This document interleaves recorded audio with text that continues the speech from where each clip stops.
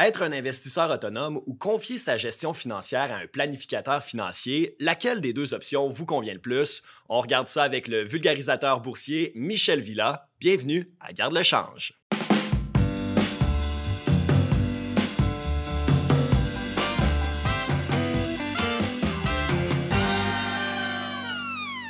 Sam Nadeau, toujours présent. Oh yes, toujours au poste. Michel Villa, merci d'avoir accepté l'invitation. Qu'est-ce qu'on ferait pas pour un Bitcoin? Michel, aujourd'hui, on va parler des questions là, qu'on doit se poser lorsqu'on commence à investir.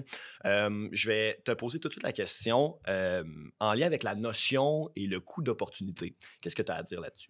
Rien de mieux qu'un exemple. Vas-y. Mettons, Marketplace ou Kijiji, tu vends un produit à 40 puis quelqu'un t'appelle et dit « Ah, moi, je vais te l'acheter à 20 ». Tu dis « OK, c'est correct, j'accepte ton offre ». Là, la personne est toute contente parce qu'elle vient de sauver 20 $. Moi, je pose la question à cette personne-là, ça te prend combien de temps de venir chercher le produit? Ah, 1h30 de voiture aller-retour. Je pose la question, combien tu gagnes de l'heure? Ah, moi, je gagne 50 de l'heure. OK, ton produit ne coûte pas 20 $. Il coûte 20 $ plus ton déplacement aller-retour. À ton taux horaire, est-ce que ça fait? Ça coûte beaucoup plus cher. Ben oui. Le coût d'opportunité, c'est quoi? C'est le coût caché. Ce qu'on ne tient pas compte, et souvent, c'est le temps, l'énergie, le stress lorsqu'il vient le temps de prendre une décision, comme acheter un produit sur Kijiji Marketplace et bien sûr à la bourse. Parce qu'aujourd'hui, on parle, c'est quoi la différence entre gérer ses placements soi-même ou bien Oui. faire appel à un conseiller financier? Puis Oui. peut-être inclure, entre autres, le coût d'opportunité là-dedans. Il se situe où par rapport à moi si j'investis versus si quelqu'un d'autre investit pour moi? Il faut voir dans quelle option on va être gagnant au final côté coût. Tout à fait, parce que si, mettons, l'indice de référence te donne un rendement de 10 dans ce qu'on appelle en anglais un benchmark. L'indice de référence, c'est un panier de titres qui représente la performance d'un pays, OK. comme le SPTSX au Canada et le S&P 500. Toi, tu es là, tu négocies, dans le fond, tes propres transactions et tu obtiens un rendement de 12 Puis là, tu te dis, « Hey, je viens de faire 2 de mieux que l'indice de référence. » Je te pose la question, combien de temps que tu as mis là-dedans? En termes de recherche, analyse, de stress. Et ce qu'on réalise, c'est qu'un conseiller en placement, oui, tu vas payer un frais de gestion qui est plus élevé, mais il va te sauver de tout ce tracas-là C'est ça. de gérer tes placements. Même s'il donne juste du 10 toi, le 2 que tu as fait de plus, bien, ça t'a coûté quelque chose. C'est ce qu'on appelle le coût d'opportunité, qui est un coût caché. Je pense qu'il y a un nouveau facteur dans le fait de gérer ses placements soi-même. À cette heure, le fait qu'on peut le faire par notre téléphone, ben, tu sais, des fois, ça va imputer la journée d'une personne. Tu sais, si elle gère elle-même ses placements, elle est Ben oui. stressée, elle check son téléphone. Puis, tu sais, je veux dire, le coût du dérangement dans la journée, le fait de perdre le focus, ça vaut quoi, ça? Puis est-ce que vraiment tu as le goût, justement, tu sais, de faire ça, de prendre ton temps? Ouais, c'est vrai, c'est une bonne question à se poser. Également, l'autorégulation. Voilà. Oui. Qu'est-ce que c'est? Capable de s'auto-gérer, de prendre des bonnes décisions. On se rappelle, en mars 2020, les marchés boursiers ont perdu plus de 30 Combien de personnes ont lancé la serviette? L'objectif, c'est de prendre des décisions qui sont dans ton propre intérêt. La bourse, ce n'est pas une question de tête, question d'estomac. Es-tu capable de vivre avec les fluctuations boursières? Et souvent, la bourse, c'est relativement facile. Pourquoi? Parce que le marché boursier, il a un biais haussier. Ça va jouer 1 du temps quand ça brasse, quand les marchés deviennent volatiles. Des fluctuations boursières. Donc, l'objectif, c'est vraiment d'être capable de respirer par le nez puis prendre une certaine distance, ce qu'on appelle faire une pensée réflexive. Prendre la meilleure décision par rapport à toi. Et ça, malheureusement, ce n'est pas tout le monde qui est capable de le faire. Ah ouais, hein? Oui. Je ne sais pas si Samuel est capable parce que savais-tu que c'est un investisseur autonome à ses Je heures? pense qu'on a parlé quelques fois. Moi, j'ai fait des bons coups dans le passé en vendant, admettons, à des creux. Oui. Mais j'attribue pas ça à un talent que j'ai. Je pense que j'attribue ça beaucoup À la chance. à la chance. Mais par contre, le dernier coup que j'ai fait, que j'ai vendu durant, on va dire, une pente descendante abrupte, j'ai perdu, puis j'ai racheté au mauvais moment. Ce qui a fait que ma première bonne swing que j'avais faite, elle a été coupée de moitié par ce mauvais move-là. Ce qui fait que ça revient quasiment au même que si j'étais resté investi. OK. Ce qui est vraiment tannant parce que tu fais un bon coup, puis tu célèbres feu d'artifice, mais le deuxième, c'est une petite affaire, mais ça t'a reculé au point où tu étais au début.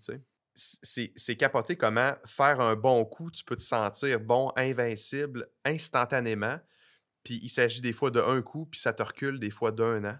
Tu sais, serpent-échelle, ça me fait un peu penser à ça. Ouais. Tu sais, t'es quasiment à la fin du jeu. Là. Puis là, t'arrives le trois quarts avant la fin, tu pognes le serpent, mon gars, tu te recules de la moitié. Oui. C'est quoi que t'avais dit déjà dans un autre épisode dans saison 1? Il faut être conscient qu'on est incompétent, je sais plus trop. Oui. C'est pas des incompétents. Hey, je le prends, David, ça me dérange pas. L'apprentissage, mais tu as prôné par excès de confiance. Ouais. Notre capacité à surestimer nos habiletés et compétences, puis ce que ça fait, tu es gonflé à bloc, puis tu te dis la prochaine, ça va être encore plus important comme gain, et encore, et là, tu commences à rêver. Et là, à un moment donné, quand ça ne va pas de ton bord, là, c'est là que tu as tendance à paniquer. Mais bravo, parce que je pense que ça se passe bien au niveau de tes placements. Là. Ben, moi, ça va bien, mais tu sais, j'ai une partie que moi, je gère moi-même, puis j'ai une autre partie que c'est un courtier. OK. Ouais, puis tu sais, pour moi, tout ce qui est plus, on va dire, patrimoine à long terme, mais là, c'est un courtier parce que je sais que cet argent-là, ben, j'en ai pas besoin à court terme, puis ce volume d'argent-là est plus élevé. Je le donne à un courtier. Par contre, tout ce qui est, on va dire, moyen terme, puis un peu plus gambling, si on veut, puis je prends des risques supplémentaires, je le fais moi-même. Puis, je vais t'avouer, au montant où là, je suis rendu, à peu près 160 millions. Non, c'est pas vrai. C'est pas vrai. Mais tu sais, au montant, je suis rendu, là, il y a comme un shift dans ma tête. Il y a comme un changement qui s'est installé depuis cette année que je me dis, OK, là, je prends un peu moins de risques. Okay. J'arrive à un palier où on dirait que la réalité me frappe un peu. Dire, OK, ben là, tu as plus d'engagement aussi. Ben, oui, j'ai plus d'engagement, mais le montant est à un niveau où je me dis, OK, c'est parce que là, si je recule beaucoup. Ouais. Okay. Quand tu as 10 000 puis tu recules à 7 000, ben, c'est pas la fin du monde. Mais quand tu es dans un montant plus élevé, ben là, quand tu te recules puis tu vois le chiffre, faut que tu te parles. Parce que c'est quand même des montants importants, du moins pour moi. Mais dans ma nouvelle stratégie, j'ai inclus un 50% de mon portefeuille qui est dans des fonds indiciels, dans des FNB indiciels. Puis le reste, ben, ça va des actions plus spéculatives. Puis je suis beaucoup en technologie. Dans Mastercard, Visa, récemment Rivian qui est rentré en bourse. Fait que je m'amuse avec ça. Puis ben, c'est intéressant de voir que justement, tu es conscient que tu dois aussi en laisser un peu à je sécurise certaines affaires, parce que je me dis, à un moment donné, je pense que dans n'importe quelle stratégie, à un moment donné, tu as un point où tu dis, ben là, il faut que je sécurise ce que j'ai gagné. Là. Parce qu'à un moment donné, on n'est pas au casino, puis mon but, c'est pas justement d'aller à 160 millions. Non, tant mieux si je l'atteins, mais mon plan, c'est pas de me rendre à 160 millions. Non, ben, puisque tu en parles, ça nous amène à parler de nos connaissances face à notre planification financière. Où est-ce qu'on est rendu? Est-ce qu'on est rendu là? Est-ce qu'on est en mesure de le faire? C'est une très bonne question. Il a parlé de patrimoine tantôt, la gestion du patrimoine. Donc, tu as deux approches. Gestion de portefeuille qui est vraiment axée sur les placements et gestion de patrimoine qu'on appelle planification financière. Il y a des champs de planification financière comme les assurances, la fiscalité. Et la fiscalité, c'est vraiment important. Comme par exemple, tu as un compte qui est non enregistré. Ça veut dire que tu vas mettre des placements à l'intérieur de ce compte-là, tu vas être imposé. Par contre, dans un compte REER ou CELI, tu vas être à l'abri de l'impôt. Qui est un compte enregistré. Absolument, c'est ça. Enregistré, ça veut dire, entre autres, que je pense que le gouvernement y a accès puis tu divulgues au gouvernement, entre autres. Bien, c'est que tu vas faire des cotisations à l'intérieur de ces comptes-là, mais tu ne paieras pas d'impôt sur la performance de ces placements à l'intérieur de ces comptes-là. Okay? Donc, ce qui arrive, c'est que si tu n'as pas de stratégie par rapport à ça, même si tu as fait un bon rendement à la bourse, tu te fais pincer par l'impôt, tu n'es pas plus avancé. L'avantage d'avoir un conseiller en placement, c'est qu'il va t'aider par rapport au champ de planification financière. Et c'est démontré, selon David Blanchett de Morningstar, que ça s'appelle le gamma. Toute cette expertise de planification financière-là, puis on parle de 1,59 % de rendement en plus de ton rendement boursier. Et la beauté, c'est un rendement pour lequel tu exerces un 100 % contrôle. OK, ouais. À la bourse, tu n'as pas le contrôle. Donc ça, c'est un des avantages de miser beaucoup là-dessus. Si vous, à la maison, vous êtes en mesure de faire des stratégies fiscales, c'est parfait. Ou sinon, la valeur ajoutée principale, c'est par rapport à la gestion du patrimoine. J'ai de quoi d'intéressant à dire par rapport à ça. Tu sais, quand on parle d'un conseiller financier, puis quelqu'un qui a son titre de planificateur financier, ben, tu sais, des fois, c'est pas nécessairement comment plus qui va nous en faire, mais qu'est-ce qui peut nous faire sauver. Ouais. Tu sais, moi, c'est un aspect que, tu sais, à 30 ans, je regarde beaucoup plus. Comment je fais pour jamais en perdre versus avant, je pensais plus comment je peux en faire vraiment plus. Ouais. Puis là, à cette heure, le fait que j'en perds, on va dire, presque jamais, ben ça fait que je suis toujours en train de construire. Tu sais, je mets toujours une brique de plus sur le mur, là, tu sais. OK, ouais. Fait que ça, pour moi, ça a été révélateur parce que, tu l'avais déjà dit dans un autre podcast, Michel, des fois en bourse, ça descend en ascenseur, mais tu montes en escalier. Ouais. Puis, tu sais, si tu as 100 pièces, tu descends de 50 tu es à 50, mais ça prend 100 pour remonter. Fait que j'attribue une grande importance au fait de ne pas perdre de l'argent versus en faire plus. Fait que je te remercie, Michel, de m'avoir expliqué cette. Qu'est-ce qui est plus notion. spectaculaire? Michel, c'est notre sauveur. Ouais, c'est l'affaire. ouais, non. Qu'est-ce qui est plus spectaculaire? Tu as fait un rendement de 20 ou je t'ai fait sauver 20 Donc, par exemple, quand les marchés boursiers ont reculé au printemps 2020, ton conseiller financier t'appelle et il dit « Vends pas, reste investi, garde le cap ». Un an plus tard, là, est-ce que le client se souvient de cet appel-là? Non. Parce que ce n'est pas nécessairement spectaculaire, parce qu'il n'y a pas de résultat tangible par rapport à ça. Mais si tu as fait acheter un fonds négocié en bourse ou une action qui a doublé, là, il va s'en souvenir. Hey, il est bon, mon conseiller en placement, il m'a parlé d'un titre qui a vraiment levé à la bourse. Mais tu te souviens-tu qui t'a appelé de garder le cap? Non, parce que ce n'est pas quantifiable. Par rapport aussi à la gestion des émotions, on parlait d'auto-réguler, puis je fais du pouce sur ce que tu disais tantôt. Il disait, quand mon compte passe de 10 000 à 7 000, je le sens. Évidemment, le conseiller en placement va t'aider à garder le cap en te disant que garder ton portefeuille le moins souvent possible, puis de tenir compte au niveau des variations en pourcentage et non en termes de dollars. Si tu passes 50 000 ouf, c'est quelque chose. Si tu as 75 000 dans ton compte, mais si tu as 1 million, c'est pas une grande variation en termes de pourcentage. Puis tu m'avais dit aussi, Michel, qu'un conseiller financier, souvent, va être investi presque à 100 versus que souvent, le particulier va avoir un bon pourcentage de cash, d'argent dans son compte qui est non investi, qui est comme parti. Oui, mais c'est ça, je veux en parler, de conserver les liquidités en portefeuille. Qu'est-ce que tu as à dire à ce sujet-là? C'est sain d'avoir un petit pourcentage en liquidité pour profiter de certaines occasions d'investissement. Un 5-7 maximum. Ce qui arrive, c'est que l'investisseur particulier, lui, il veut déjouer le marché boursier. Hein? Le marché boursier, il est bien trop haut. Je vais mettre l'argent de côté, être liquide. Ce qu'on appelle rester, évidemment, là, on the sideline en anglais ou en cash. Et là, on parle là, de 30 à 40 de liquidité. Lui, le conseiller en placement va dire non, c'est quoi tes objectifs financiers à long terme?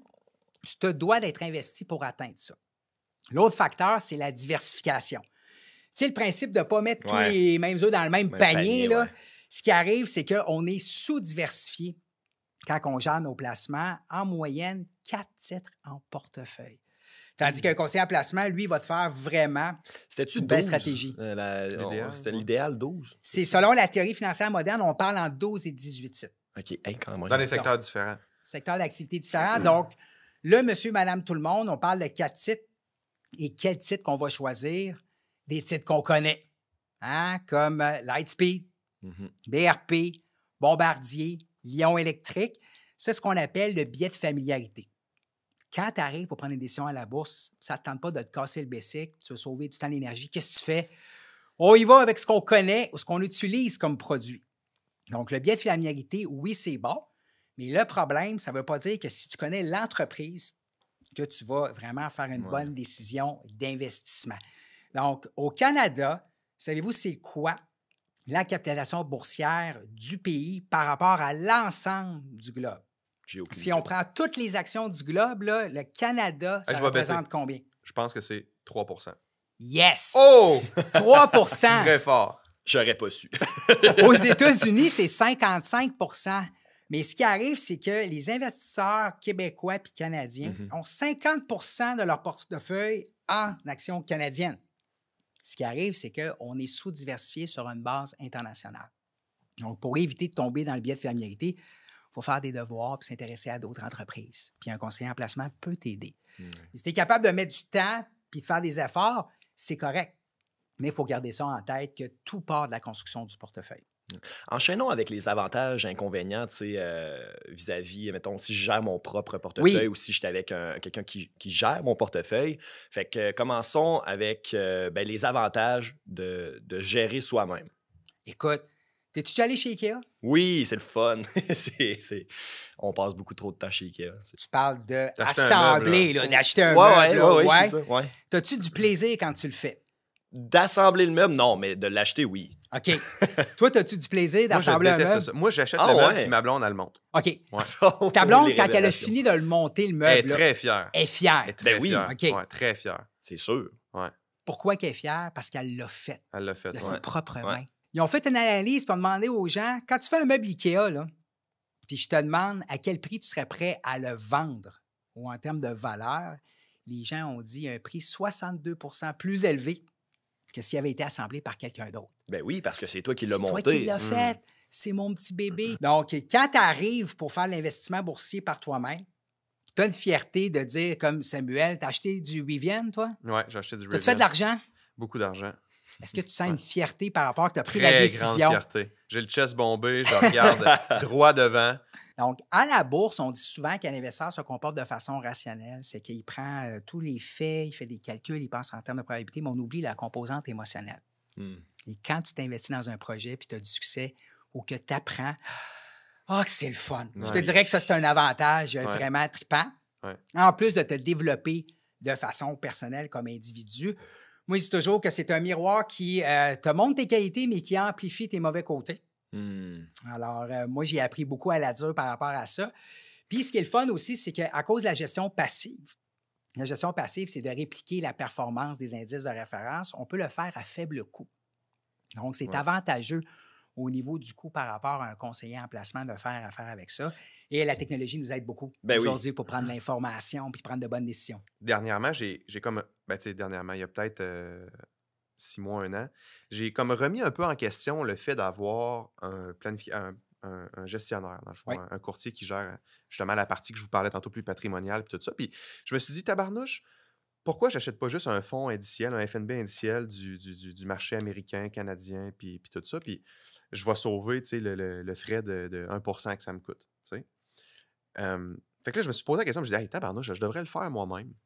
Mais quand je me suis mis à penser du fait que si je fais une mauvaise erreur dans mon année où je vends sur d'un mauvais timing, ou tu sais, j'essaie de battre le marché, puis quand, admettons, mon fonds indiciel perd 2,5%, ben là, je sais pas, j'en rachète, puis là, quand il monte de temps, je le revends. Puis mettons que je fais une mauvaise trade, comme on dit en anglais, ben ça va gambler au complet mon frais de courtier, tu sais. Puis j'entends souvent ça dans mes amis qui sont avec des courtiers, puis ils disent « Ah, moi, il me coûte 1,5, moi, il me coûte 2%. » Mais tu sais, c'est quoi le coût du fait que tu ne feras pas une mauvaise erreur? Non, versus le fait de dire que je vais en faire peut-être plusieurs bonnes. Tu as plus de chances de perdre en... Mais je veux, comme disait Michel tantôt, je veux plus pas perdre que je veux plus gagner. Mais il faut faire attention parce que tu peux perdre. La clé, c'est que tu ne veux pas l'échapper. Ouais, c'est ça. Tu sais, l'avalanche, ça commence une petite boule de neige là, qui qui descend. Mais là, toi, si tu t'auto-régules comme il faut, ta petite boule de neige, elle s'arrête là. Mais l'avalanche, là, c'est une petite boule de neige qui se transforme à une perte qui est monstrueuse. Ton conseiller en placement, là, c'est comme quelqu'un pour t'épauler. C'est ton partenaire, puis il va t'empêcher de te pendre avec ta propre corde. Ouais.